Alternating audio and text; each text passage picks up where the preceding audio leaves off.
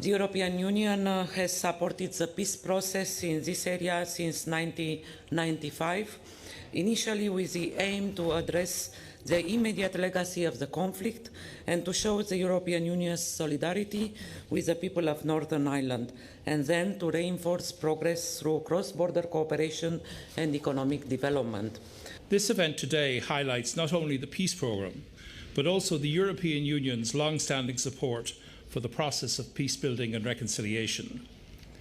As noted in the Peace 3 programme, which has just been completed, peace building, and I quote, is a process which requires long-term commitment and effort to achieve real and lasting progress and to create a peaceful and stable society. The programme, as outlined, has a value of €269 million, including €40 million match funding.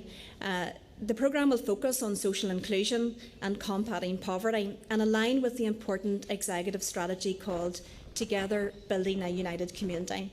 That is our strategy for building reconciliation and tackling anti-sectarianism in Northern Ireland. I think as a society emerging from conflict, building peace and reconciliation, I think I would speak for most people, it wasn't the easiest task for us to do.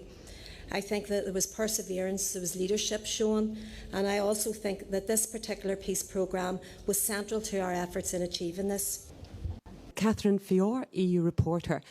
As you know, there's a British referendum on EU membership widely anticipated for either June or July of this year. And I'm just wondering, what would be the impact of a no vote of the UK leaving the EU on both the peace programme and on, maybe this is one for the politicians, the peace process itself? Thank you.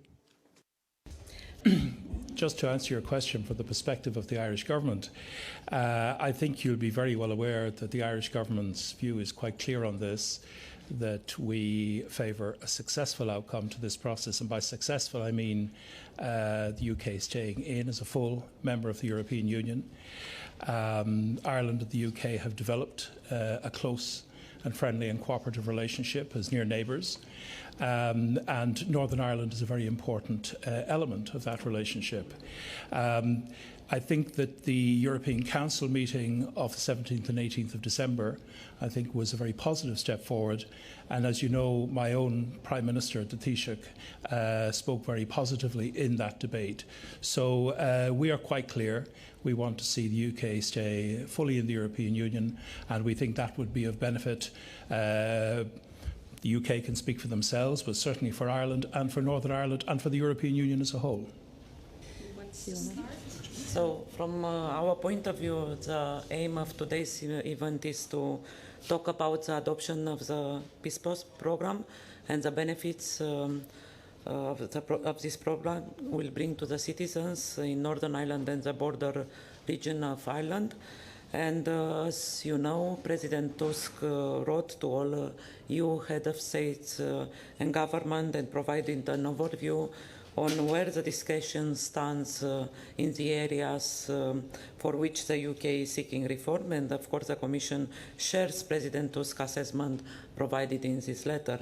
So the political discussions are ongoing. You know that had been a discussion in the Council in December and is still ongoing. From the Commission point of view, at this stage it would be very early to comment on what's possible outcome of the referendum. Thank you.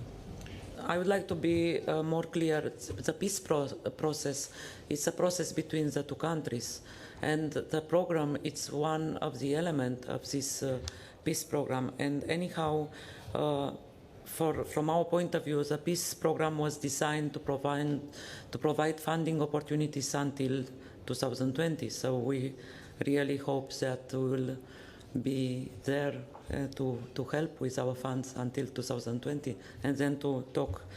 And hopefully in 2020 will be the peace consolidated, and people of Northern Ireland will live in a prosperous, stable and peaceful society. The Northern Ireland government is made up of a number of different parties, and I think in due course there will no doubt be a range of different views about the implications and the scale of those implications for the Northern Ireland Executive and Northern Ireland as part of the United Kingdom. I think there's no doubt there will be some implications, but I think the scale of that or the impact is not clear at this stage. The Northern Ireland Executive will wait until the outcome of the renegotiation process before commenting in any detail about that. But we are keeping close contact with those who are involved in the negotiating process. We are members of the Joint Ministerial Council Europe, along with the Conservative government.